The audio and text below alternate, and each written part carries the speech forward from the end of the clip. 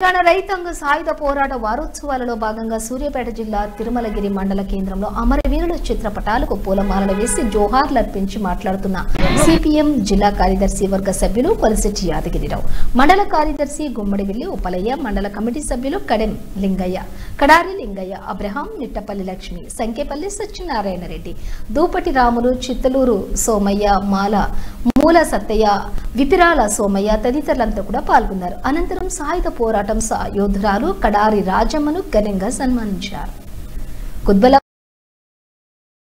సువర్ణాక్షరాలతో లిఖించదగినటువంటి చరిత్ర, ప్రపంచ ప్రఖ్యాతిగాంచినటువంటి పోరాటం అది.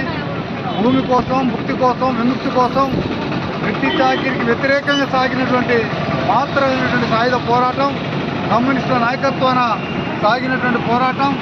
నీ పాంచన త్వర అన్న నోరే నీ గోరిగర్థం కొడక అనేటువంటి నినదించినటువంటి పరిస్థితి ఉన్నది.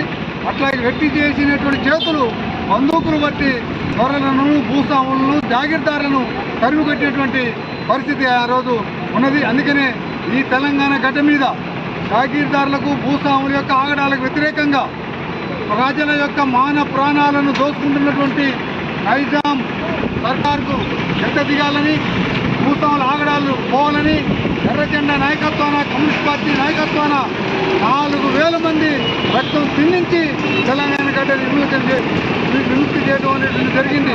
అందుకనే సాకలి ఐలమ్మ ధాన్యాన్ని చిత్తూరు రామచంద్రారెడ్డి గుండాలు తీసుకుపోతుంటే భీమిరెడ్డి నరసింహారెడ్డి, చక్రం యాదగిరిరావు, రావి నారాయణ నాయకత్వాన ఆమె ధాన్యాన్ని రికార్డు చేర్చడం జరిగింది.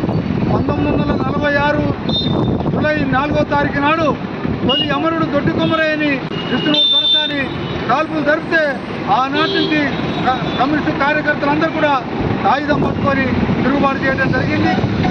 ఆ తిరుగుబాటు వల్ల 10 లక్షల ఎకరాల భూమిని తెలంగాణలో పొందడం జరిగింది. 3000 గ్రామాలని గ్రామరాజ్యాలుగా స్థాపించడం జరిగింది. ఇంతటి చరిత్ర వెళ్ళినటువంటి తెలంగాణ సాయుధ పోరాటానికి కమ్యూనిస్టు వారసులు కమ్యూనిస్టులు చేశారు, కమ్యూనిస్టులు త్యాగం చేశారు. కానీ వాళ్ళ చరిత్రను వక్రీకరించి కొంతమంది ఆనాడు చరిత్రలో లేని వాళ్ళు, పోరాటంలో లేని వాళ్ళు, బీజేపీ, ఆర్ఎస్ఎస్ ఇది గురుకులకు హిందువుల మధ్య కొట్లాడగా చిత్రీకరించేటువంటి ప్రయత్నం కుట్రలు జరుగుతున్నాయి. అందుకనే ఇలా కమ్యూనిస్ట్ ఆనాడు త్యాగం చేసినటువంటి వాళ్ళ యొక్క పూర్తి తీసుకొని ఈనాటి యువతరం ముందుకు సాగాలని, బీజేపీ కార్పొరేట్ల యొక్క ఆగడాలకు వ్యతిరేకంగా తెలంగాణ సాయుధ పోరాట అమరవీరుల యొక్క ఆశయం కొనసాగించేదానికోసం ఈ సందర్భంగా సాయుధ పోరాట వారసత్వ సందర్భంగా మనందరం ముందుకు పోని వాళ్ళ ఆశయాలను ముందుకుపోయేదానికోసం